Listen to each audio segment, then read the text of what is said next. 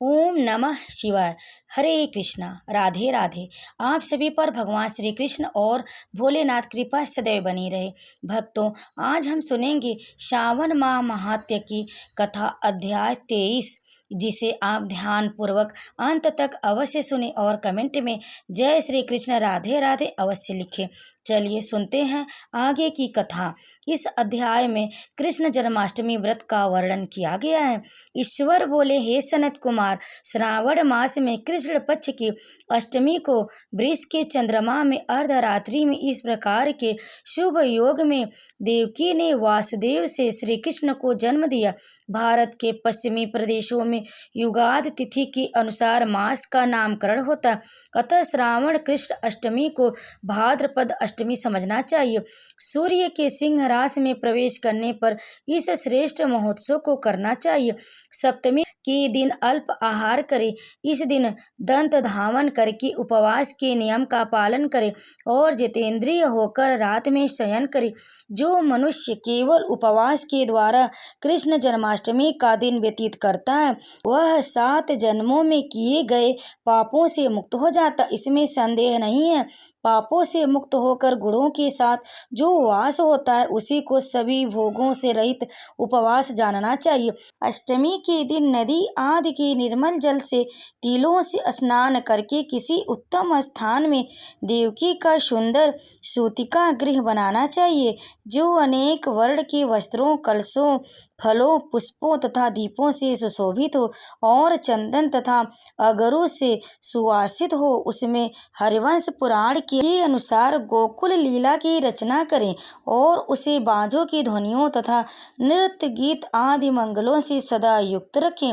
उस गृह के मध्य में षष्ठी देवी की प्रतिमा सहित सुवर्ण, चांदी, ताम्र, पीतल, मिट्टी, काष्ठ अथवा मणि की अनेक रंगों से लिखी हुई श्री कृष्ण की प्रतिमा स्थापित करें।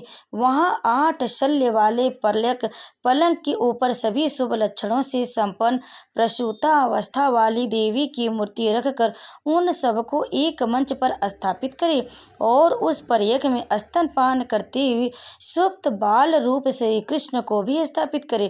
उस सूतिका गृह में एक स्थान पर कन्या को जन्म दी हुई यशोदा को भी कृष्ण के समीप लिखें। साथ ही साथ हाथ जोड़े हुए देवताओं, यक्षों, विद्याधरों तथा अन्य देव योनियों को भी लिखें और वहीं पर खड़ग तथा ढाल धारण करके खड़े हुए वासुदेव को भी लिखें।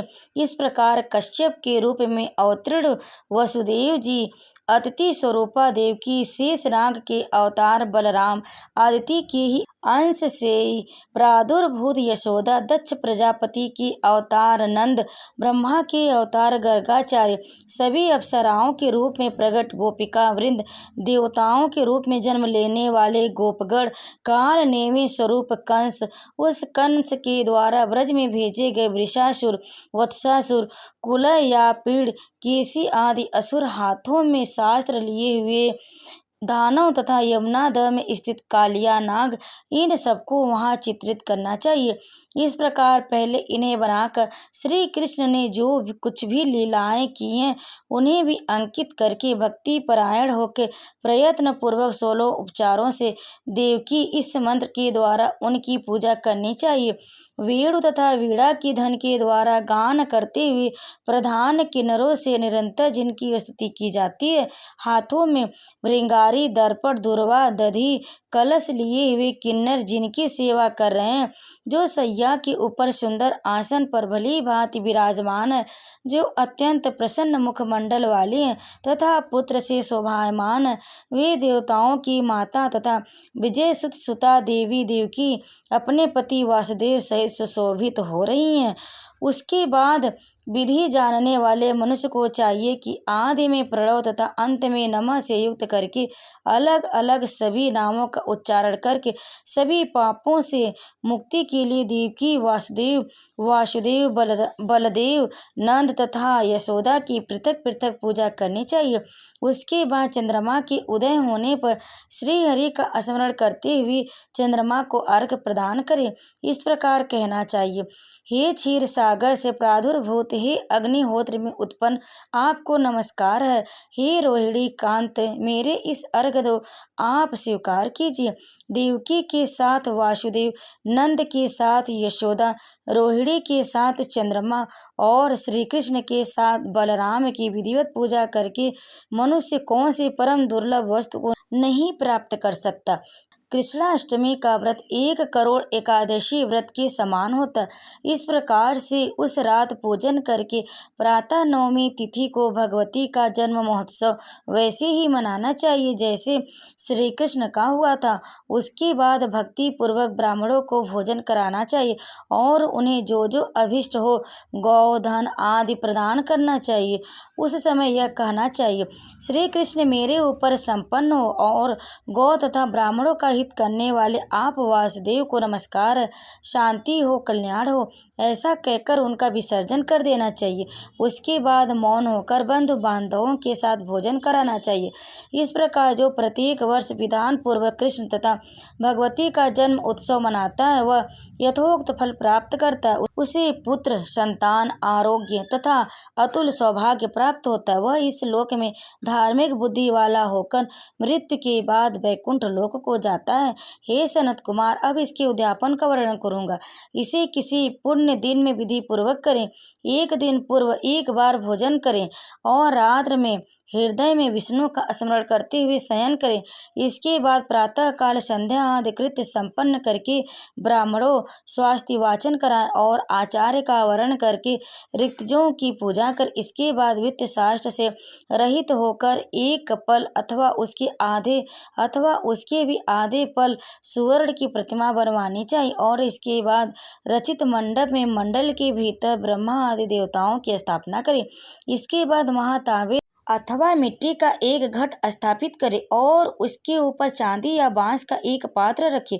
उसमें गोविंद की प्रतिमा रखकर वस्त्र से आच्छादित करके व्यक्ति 16 उपचारों से वैदिक तथा तांत्रिक मंत्रों के द्वारा विधिवत पूजन करे। इसके बाद शंख में पुष्प, फल, चंदन तथा नारिकेल फल सहित शुद्ध जल लेकर पृथ्वी पर घुटने टेक कर यह कहते हुए देवकी सहित भगवान श्री कृष्ण को अर्घ प्रदान करे।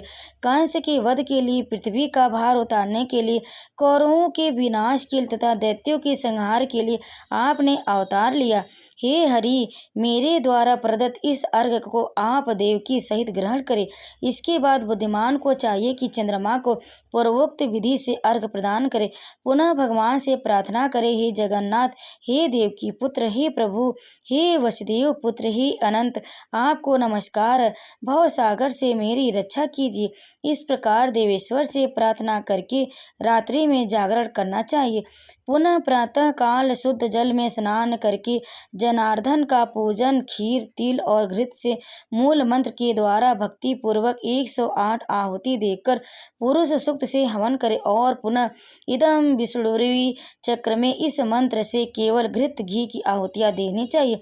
पुनः पूर्णाहुति देकर तथा होम से संपन्न करके अनंतर आभूषण तथा वस्त्र आदि से आचार्य की पूजा करनी चाहिए। उसके बाद व्रत की संपूर्णता के लिए दूध देने वाली सरल स्वभाव वाली बछड़ी से युक्त उत्तम लक्षणों से संपन्न सोने की सींग, चांदी की खूर, कांस्य की दोहनी, मोती की पूंछ, ताम्र की पीठ तथा सोने के घंटे से अलंकृत की हुई एक कपिला गौ को वस्त्र से आच्छादित करके दक्षिणा सहित दान करना चाहिए। इस प्रकार दान करने से व्रत संपूर्णता को प्राप्त होता है। कपिला गौ के अभाव में अन्य गौ भी दी जा सकती है। इसके बाद दृष्टों को यथा योग्य दक्षिणा प्रदान करे। इसके बाद 8 ब्राह्मणों को भोजन कराए और उन्हें भी दक्षिणा दे। पुनः सावधान होकर जल से परिपूर्ण कलश ब्राह्मणों को प्रदान करे और उनसे आज्ञा लेकर अपने बंधुओं के साथ भोजन करे। हे ब्रह्मपुत्र, इस प्रकार व्रत का उद्यापन कृत करने पर वह बुद्धिमान मनुष्य उसी क्षण पाप रहित हो जाता है और पुत्र पौत्र से युक्त तथा धन धान से संपन्न होकर बहुत समय तक सुखों का उपभोग कर अंत में वैकुंठ प्राप्त करता है। ओम नमः शिवाय। जय श्री कृष्ण। इस प्रकार श्री स्कंद पुराण के अंतर्गत ईश्वर सनत कुमार संवाद में श्रावण मास माहात्म्य में कृष्ण जन्माष्टमी व्रत कथन नामक 23वां अध्याय पूर्ण हुआ। ओम नमः शिवाय। आप सभी पर श्री कृष्ण भगवान की कृपा सदैव बनी रहे और इस अध्याय को अंत तक सुनने के लिए आप लोगों का बहुत बहुत धन्यवाद।